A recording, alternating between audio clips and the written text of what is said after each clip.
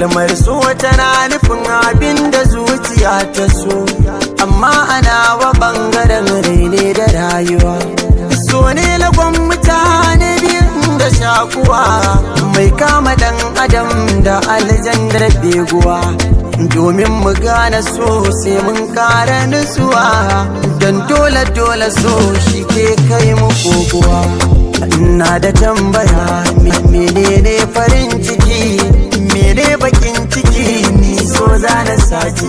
Shi so baya duba girma, duk sanani ya saka fama. Ba talakan garinmu ba basara ke bare hukuma. Kai shi so daban yake, balaba koko a fake. So bai san gari ba zai kai ka ina zama yake.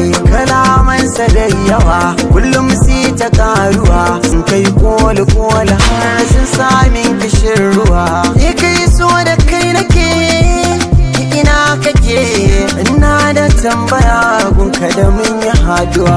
Na gano masoyi kullum shi in ya tashi bacci, burinsa dai masoyiya kar ta kara kunci. Sai ya lalubo waya ya kira shi kin ci abinci, bai dama kansa ya ci ba sai ungwanarsa ta ci. So san bai da tausayi, so san bai da tausayi.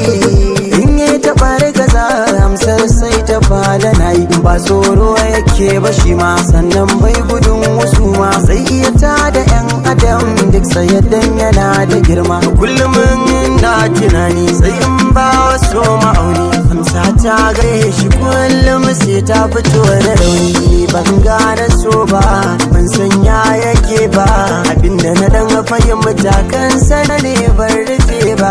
Kalmar so tana da girma, tana da fadi, cikin ta kwai nishadi kwai nau'i da fama. Ni ma nake sannan bincike nake, kullum ne ma nake dan wujudin da zan rike.